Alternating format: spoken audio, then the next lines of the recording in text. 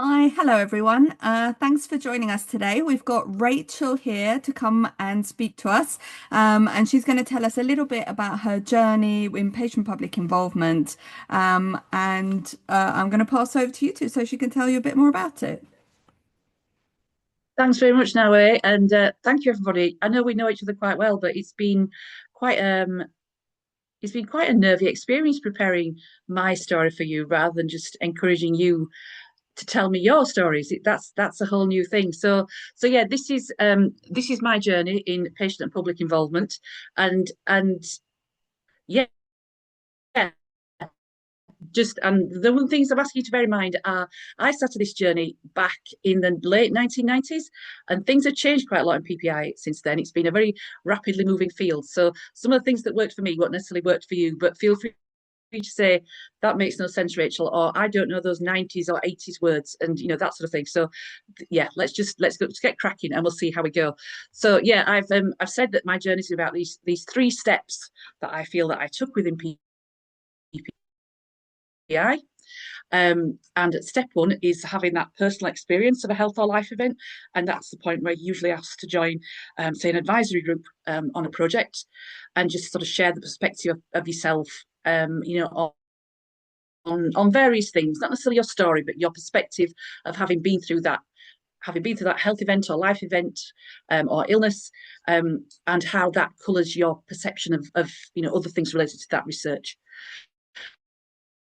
Step two is when you may be still in an advisory group, but you could also be a co-investigator on a trial, an actual named co-investigator, and that is when you are representing more people than just your own experience. So other people who they've maybe got similar experiences, but they could be of a different background. They could have a very different perspective on you.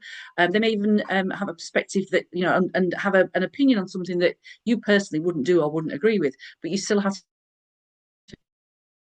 be able to represent that perspective. And then step three is leading on patient and public involvement. So this is what I do now. So that includes developing and facilitating plans for including parents, patients, and the public in studies. Helping to recruit a parent advisory group, helping to facilitate that group, to keep an eye on the conduct of the trial and how other people are doing PPI and how it's all feeding in, and how we record, how we evaluate, monitor, and make sure that that group is fully involved in sharing the results with different audiences, with shaping and sharing the results. So those are the three steps. And when I set it out like that, and I keep looking at this and thinking, yeah, there are three clear steps, but at the same time, that suggests an orderliness to life and career choices, which certainly I don't feel that I did things in my nose, really. And like I say, it's these, stairs going in all different directions, and you don't know which way's up and you don't know which way's down. And sometimes you're really senior and sometimes you're quite junior. But I have a tendency to just say, oh, that sounds really quite interesting. And then another important question is always, can I earn a living by doing that? Which I think sometimes that gets missed out of these conversations about PPI. But certainly the more you get involved with it, and some researchers do specifically look for people who've got a lot of experience in being involved in research, in doing different things in studies. But then that takes up quite a lot of your time, just being involved in these other groups so you can represent those different perspectives and so on. That takes quite a lot of time. So it's like, can I make this work for both me and the groups of parents that I'm working with? So that's always something that you have to bear in mind. So this is me. So here's a little bit about where I started from. So I have three boys. Here are my three boys with my husband. We had a steampunk party for my husband's 60th birthday, and the boys turned up in costume very obligingly. That is a fake gun, by the way. They generally get on really, really well. And yeah, we had a fabulous time. They're all quite close in age as well. They're just 4 years from top to bottom. So they are very close. And before I had my babies, I was a journalist on a local weekly newspaper group. I had my first baby in 1992. That's Jack there on the left of the picture. And I joined the National Childbirth Trust after Jackie saying, had a new baby, like to meet people, and I was like, well, yes, that would be really useful because I just don't know anybody with a baby at all, and I got really involved in my local branch. I got a lot of support from my local branch in all kinds of ways. And I went on to train as an antenatal teacher with the NCT, and I ran courses for nearly 20 years. They gave me a fantastic education. I'd left school at 18 with some really poor A-level results, but they really got me into research and all that kind of thing. I'll come back to that later. So yes, so then after my boys, when my youngest baby, that's William on the right, I'm not forgetting David in the middle, when William started school, I went to university and I got onto that course on the basis of my NCT qualification. And I studied psychology for 3 years whilst also working 2 jobs. I used to work weekends and evenings as well as studying full time and having the boys. It got a bit chaotic. I got quite ill at times. It was a bit much. So then when I went to do my masters, I did that part time, and even then I took an extra year because I had to time things very carefully. I knew there was no point trying to experience. It taught me there was no point trying to study during school holidays. So things happened, and I got knocked back of the year because of things that happened because I couldn't do that final summer studying. So and along the way, so I was working as a childminder. I was doing the antenatal classes. I worked at Sainsbury's for 10 years. Again, just jobs that I could feature on my babies because I stopped being a journalist when I was actually my third baby. And I also worked for my brother's road haulage company, and I'll explain the relevance of that as well when I was come along. And at the same time, at various points through these years, intervening years, I volunteered with things like the Cochrane Collaboration, which does systematic reviews of research, very important work. And I've been a member of what is now the MNVP, the Maternity Neonatal Voices Partnership, and was previously known as the MSLC, Maternity Services Liaison Committee, again for a very long time, just contributing women's stories because I was hearing those stories at the antenatal courses.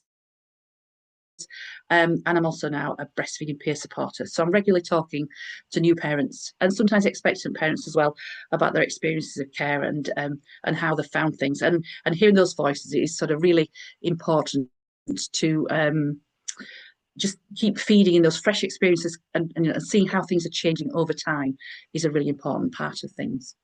So yeah, that's me, mine. And just to quickly define for you, I know you've all got a pretty good idea already, but yeah, what is patient and public involvement? So it's not just coming along and sharing your story. That's kind of qualitative research, really, but it's this research. It's your involvement in research at a strategic level, hence the chess players.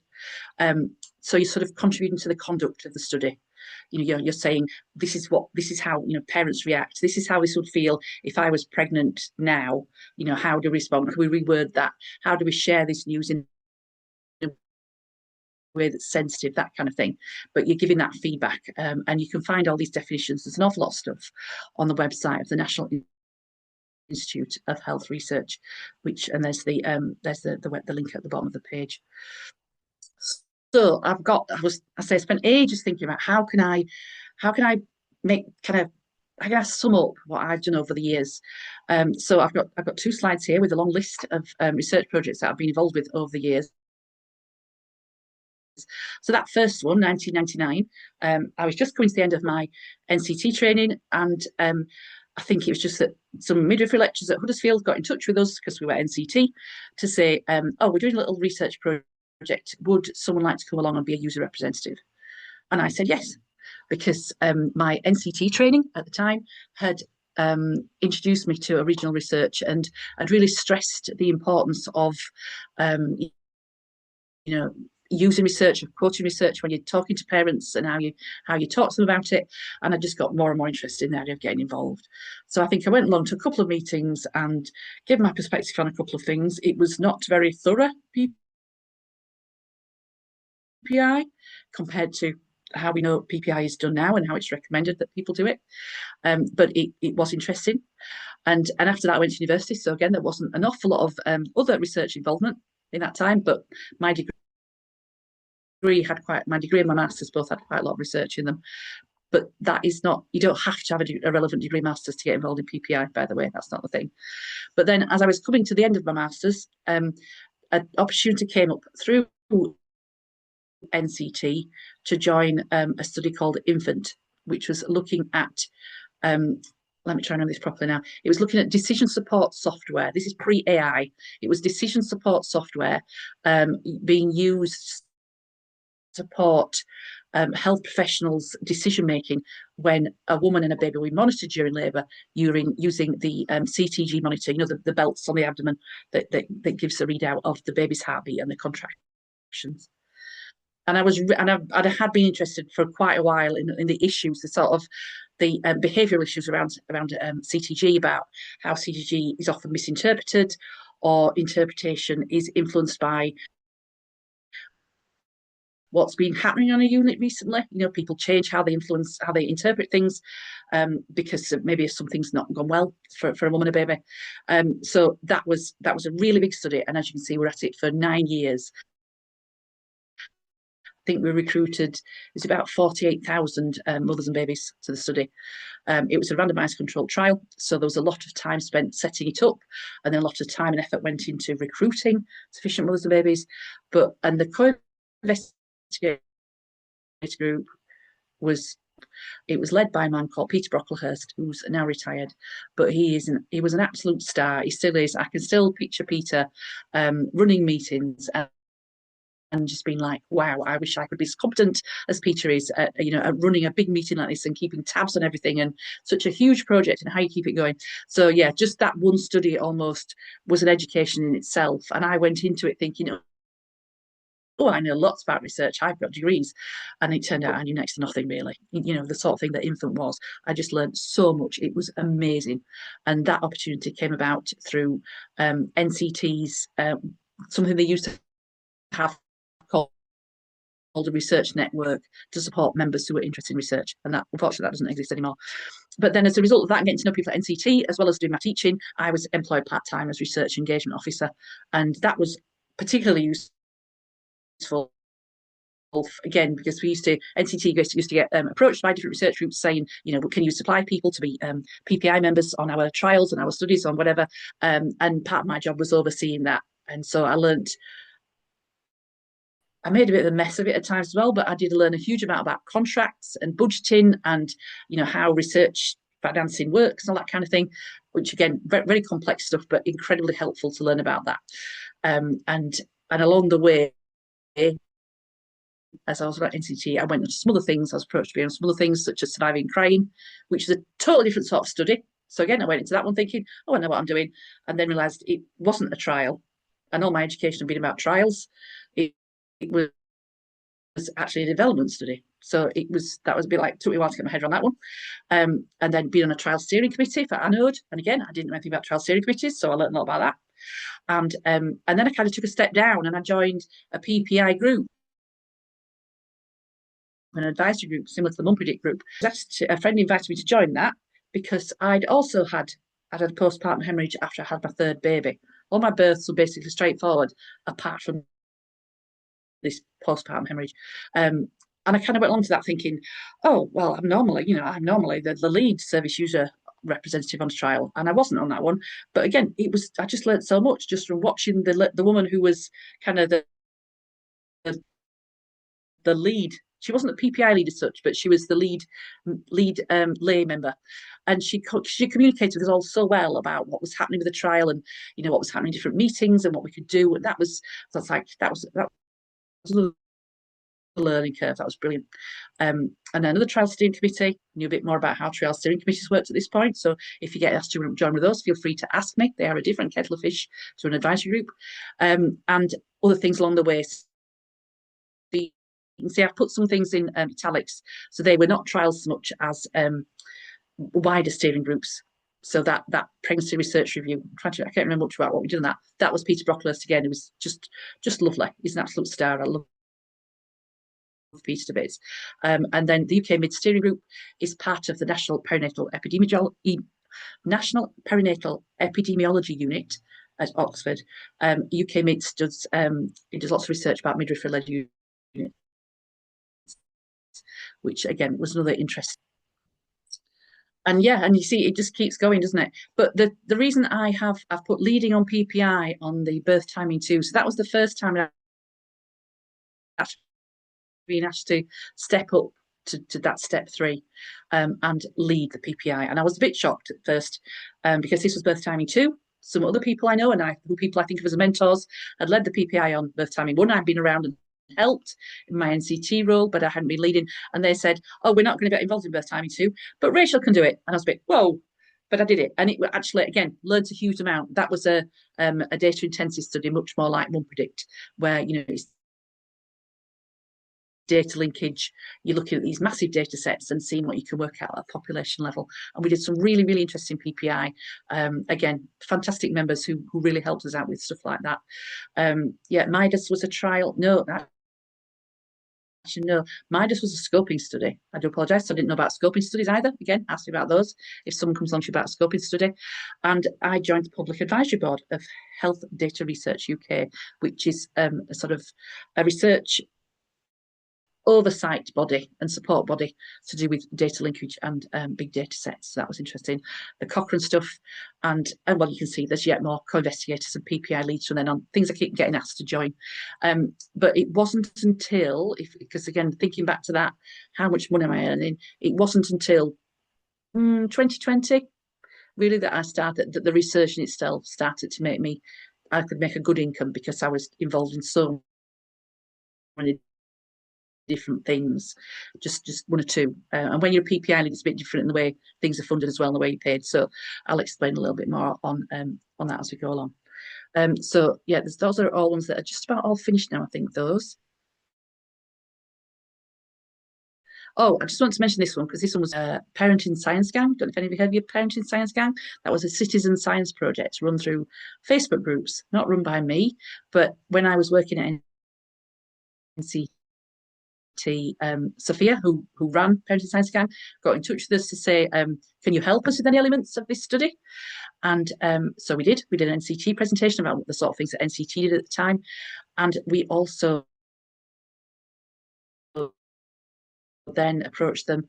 I'd been asked for a cohort study proposal. So a cohort study is when you recruit all the babies born in a particular area in a particular time period, and you follow them through for a large part of their lives, or certainly for a much longer period, and just compare their outcomes depending on different things happening in their lives. And we put together all this funding bid, and as part of putting together the bid, we did some work with Parenting Science Gang and did things like Q&As online. There's Peter, bless him, and Nigel Field as well, who I'm still working with on the project. We didn't get the funding for the Baby by Home cohort study, but I'm very pleased to say that when we got the feedback letter from the funders saying, and the PPI proposal is really good. And I was like, wait, me and Sophia, that was us. We got a really good win on there, even though we didn't get the money. That felt amazing. So that was a really fun thing to do as well. With chatting to people, it was fantastic. And I think also, by the way, I think you can still find the Parenting Science Gang stuff online, and you can see all the different projects that they ran and the chats that they did with different scientists as well. They're all really interesting.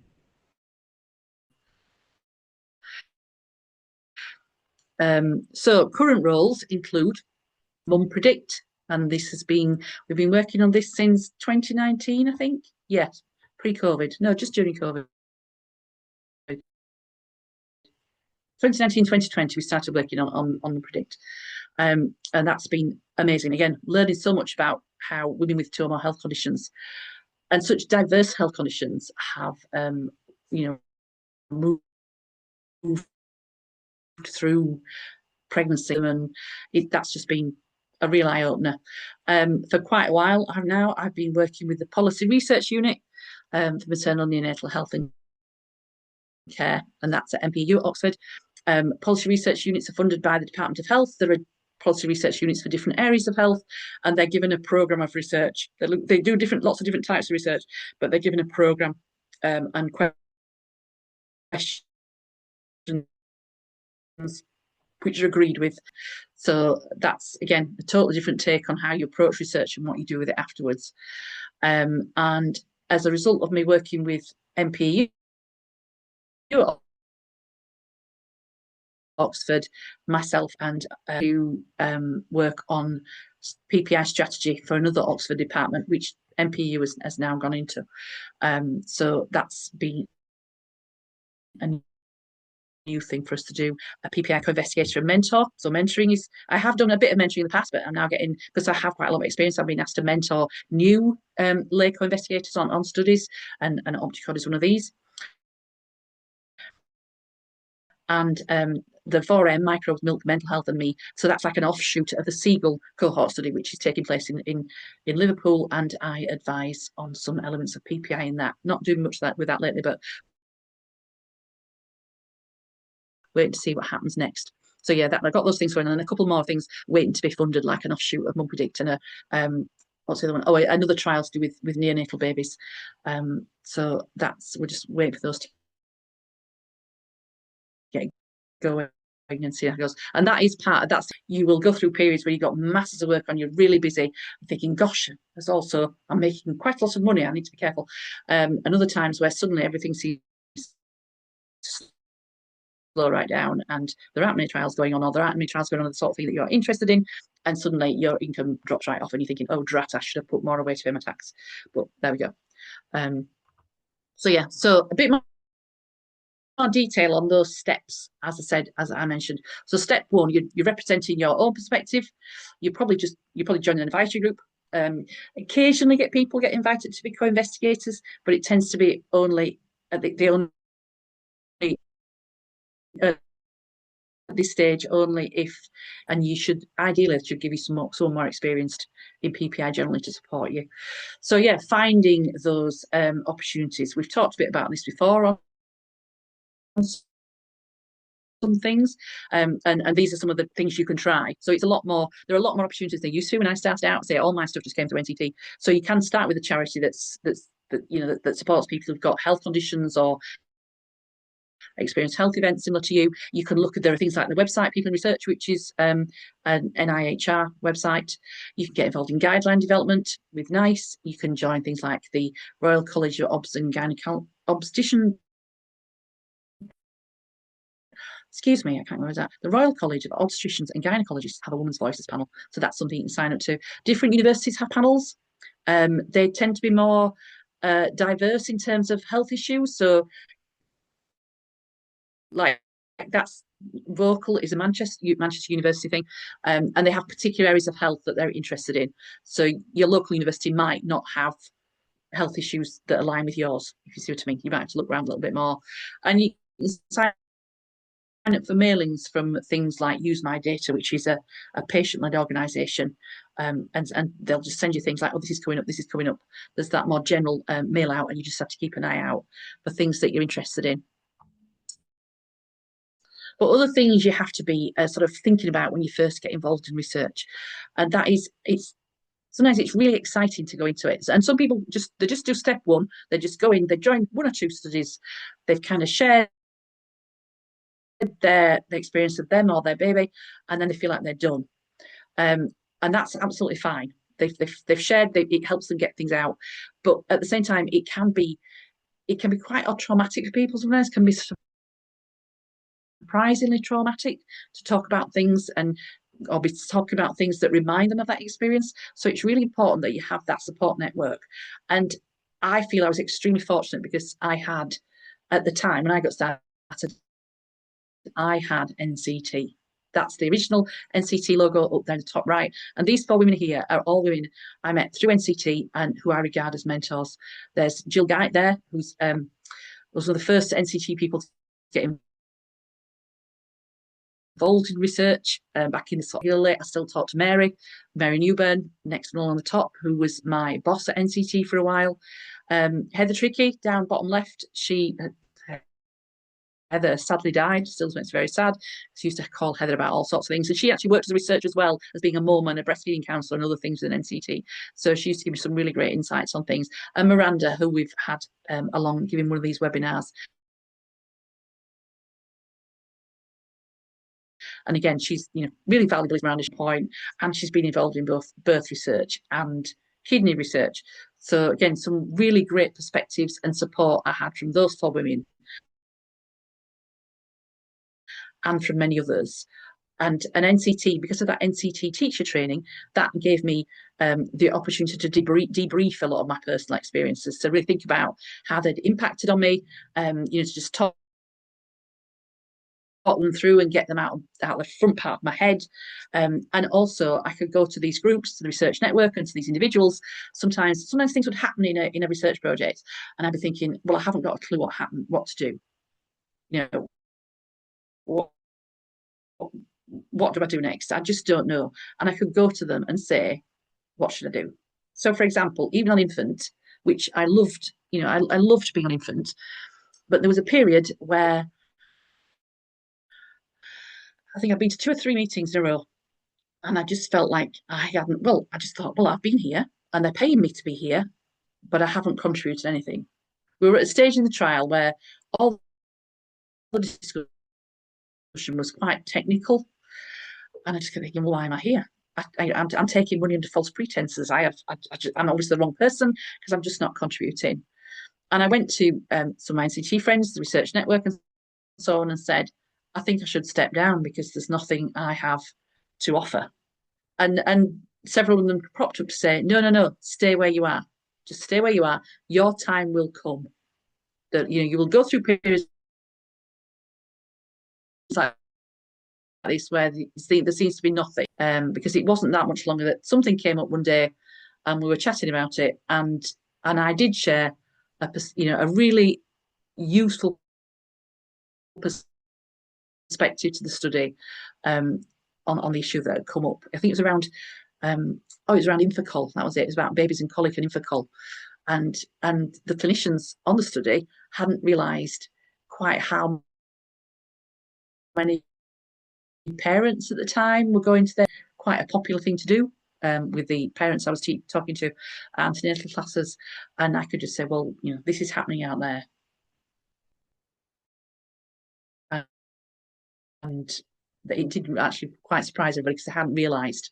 The evidence said that Infocol's not that helpful, and I was saying, well, actually, a lot of people think it is, or they're willing to give it a try in there, and it's another NHS cost. So yeah, from then on, I'm like, right, yeah, I'm just here. Here I spend half the time. I'm learning how you run a big trial and all the issues that are happening, and that's really important. And those women kept me there and kept me on the ball. The next one, checking out paying expenses. There is a lot of guidance now available to researchers. They shouldn't be getting in touch with you and saying, oh, can you just come along? We haven't got any money. Will you chip in? That's not really a done thing anymore.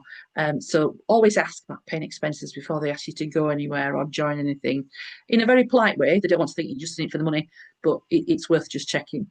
And ask about training. Sometimes they will provide formal training about things like terminology and what we're doing next. And sometimes it might just be that you send an email to the trial manager or the principal investigator and say, I'm a bit stuck at the moment. I don't know where we're up to. Have you got an hour or half an hour just to talk me through what's happening? And I can, make more sense of it in my head. And as I say, consider finding some debriefing spaces. Who can you talk to about your experience? If you're going to a meeting and you're finding that you're coming away upset even just once, but certainly if it's happening twice, what do you need to go and talk to people about? Do you need to go back and talk to a midwife somewhere? Do you need to talk to a birth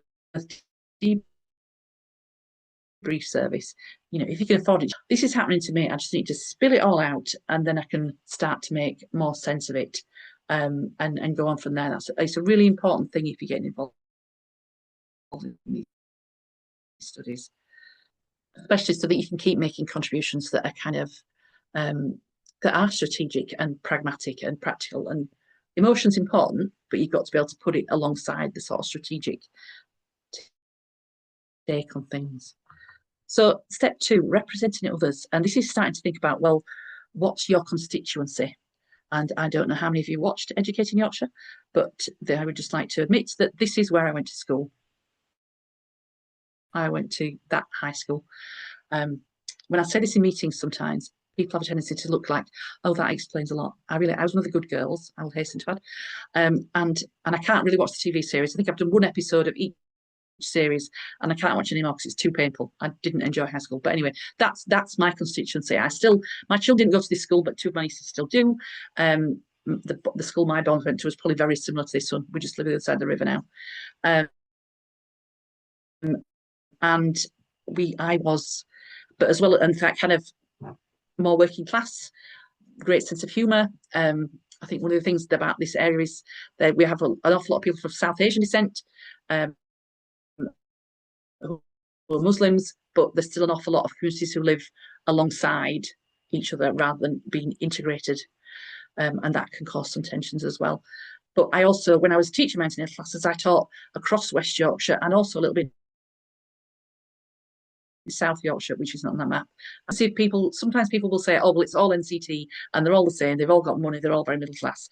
And trust me, if you're teaching across West Yorkshire, it's very different. You're meeting some very different groups of people with some very different takes on things and very different priorities, different levels of confidence about asking questions and all kinds of stuff. We did meet an awful lot of difference, not just things like ethnic difference or religious difference or anything or socioeconomic difference. There was a variety the more you went across the county. So yeah, you've always got to think, what's my constituency? Who do I represent? I suppose the other things people often say, especially with me working with Charlotte Bevan, who Charlotte had a baby who died, and Charlotte worked for SAMS. I had 3 straightforward births, mainly apart from the PPH, and I worked for NCT. So I'm often seen as representing more the normal birth, and I'm saying that in inverted commas because it's a bit of a dirty word, but more the normal birth end of the spectrum. And certainly when I was pregnant, that was really important to me. I remember I was pregnant first in 1991, which is a long time ago. But it was really important to me that I pushed and got a normal birth, but also there was a lot more midwife support for me. So that's a different thing, I know, from what a lot of women experience now. And just have a think about if you want to, if you want to get more involved in PPI, if you want to get more involved in more studies, where are you going where you can hear other voices and opinions?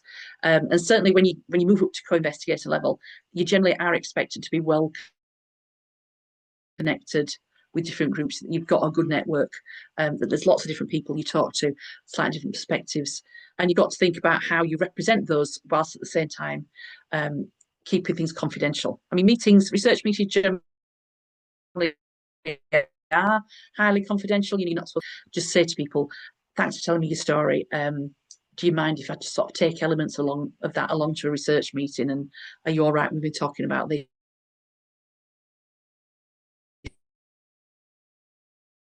It's just viewpoints that you disagree with. You might hear people saying things and you're thinking, really, that you think that's the best option there, but you just have to listen,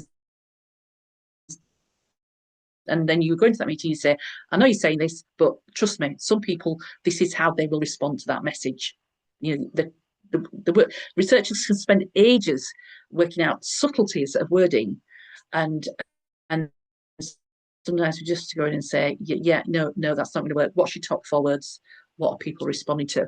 And the picture here, so I've put on the bottom, one of the things you can do to get other voices and opinions is be something like a peer supporter. So the picture here is a group. I'm not actually involved with this group. This is Anti-PAMS, which is a pregnancy peer support project, which started in my hometown. There's Lisa there at the front, who's the coordinator. So yeah, they give lots of peer support to women. And when we talk to Lisa to things, she's been really helpful. Sometimes I've sent her that's not the words that my volunteers use. It's not the words that the women that we're talking to use. You need to make it a lot simpler for people. These are the sort of things that people are coming to us with. These are the sort of places that they're looking for help and support and advice. And so that's how, if you want to reach parents, that's what you need to do, which is really, really great from that way, Lisa. So yeah, you've got other options like I did, such as running courses, such as I ran NCT, or drop-in sessions, if you're with a charity such as NCT or Pandas, which is the mental health one. Just thinking, how are you talking to people? And are you saying to them, I'm on a research group, and they do ask me what parents think about this sort of thing. Be really open and honest about that, and just say, right, this is a question. What do you think? I've even stood at parties sometimes and said, I stood at the bar once and said, what was the tuition service? I think it was. I wanted me to do a talk. So I propped up the bar and I talked to a few blokes and said, this is what the Statistics Regulation Service wants to know. And they gave me some really good feedback before they got their pints in, and I put that all into presentation, and it was all good. And obviously there's also volunteering with your local maternity and neonatal voices partnership, just helping out with that, going out, listening to women, doing what they call the 15 steps. in different areas of the maternity unit, the neonatal unit, and so on, and just thinking how how services work with parents. And a good MMVP chair will be asking different questions at different times, so they can focus on different parts of the service and get, again, some really great feedback on how things are working. And then step 3, what if you want to keep going and become an actual PPI lead?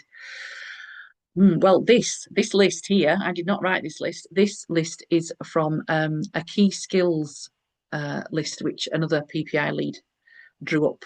There is a more detailed element of it. If anybody wants this, I can send it out to you. But this is what they're saying that you need to be a PPI lead, whether it's staff or whether you're self-employed, as I mainly am.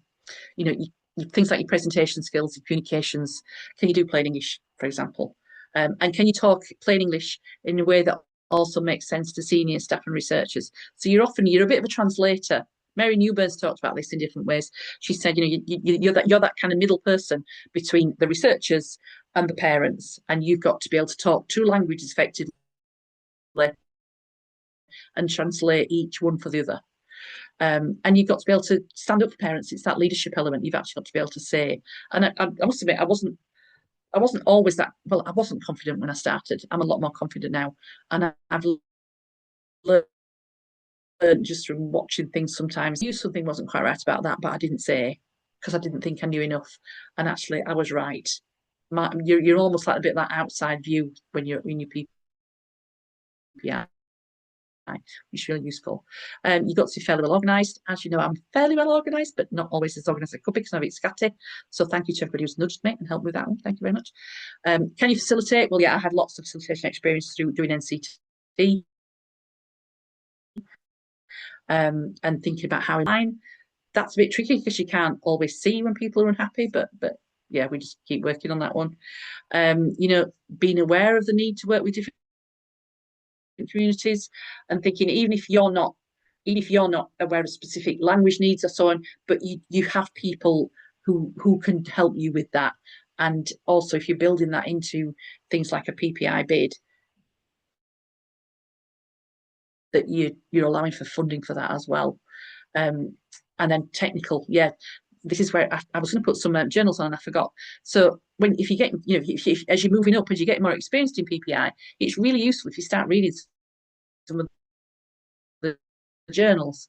There's things like expectations. They're mainly open access, and they do have lots of different PPI done in different ways on different research methodologies as well, because you do need slightly different PPI on a trial. On a randomized controlled trial is one kind of PPI, and one you get your input at different times. To if you do a data linkage project, then you have to arrange your PPI differently because your input. The important input happens at different stages, and you've got to do quite a lot of education as well about how the data works. And then qualitative research,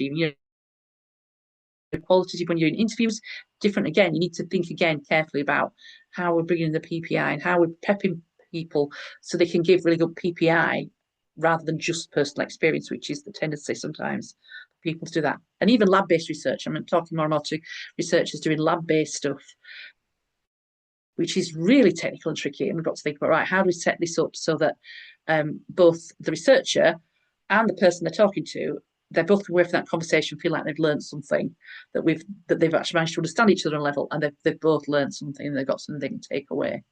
So yeah, these things you really need to start looking at reading the journals if you're ready to start stepping up, and be looking out for opportunities on different types of research. Look out for things about the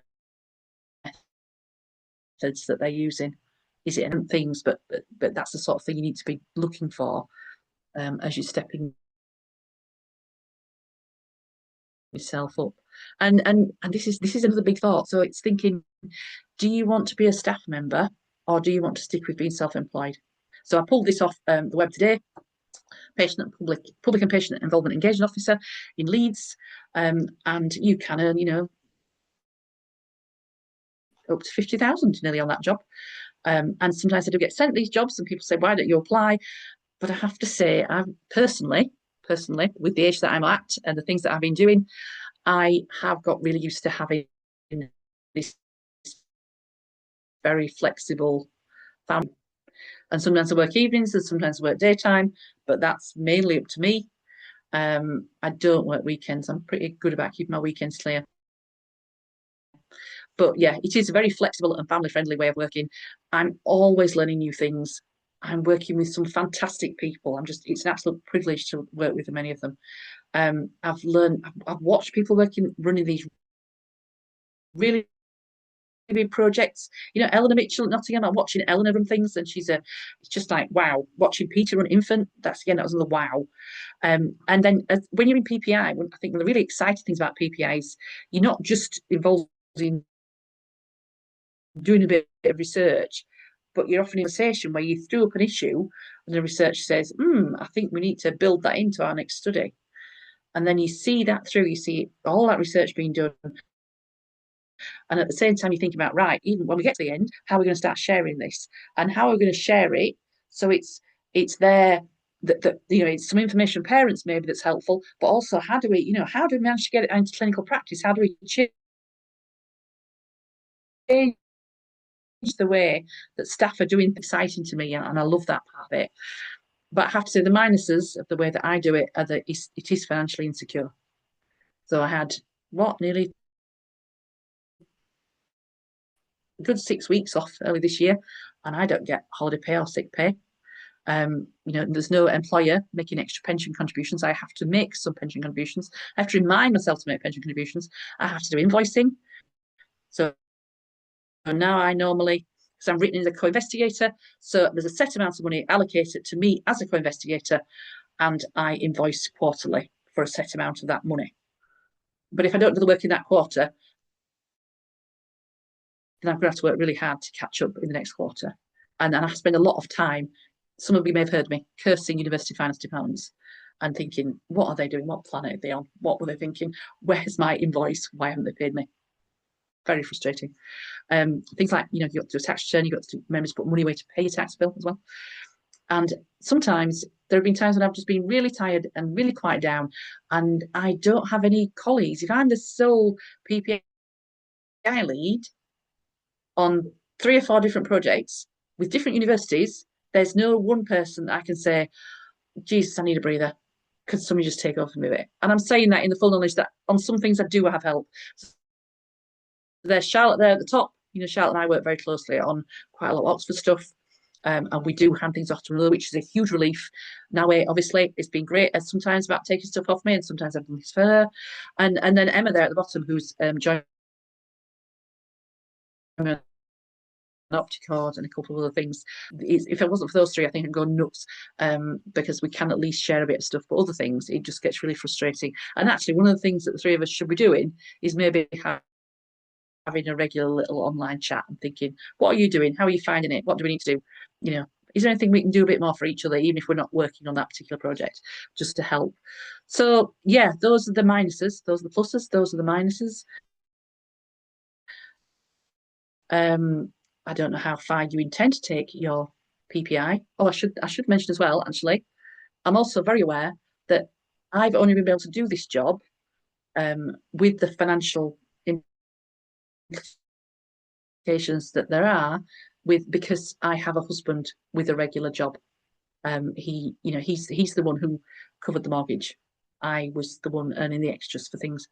And even though he's been there doing that, I've usually been doing something else as well that's given me a little bit of regular income.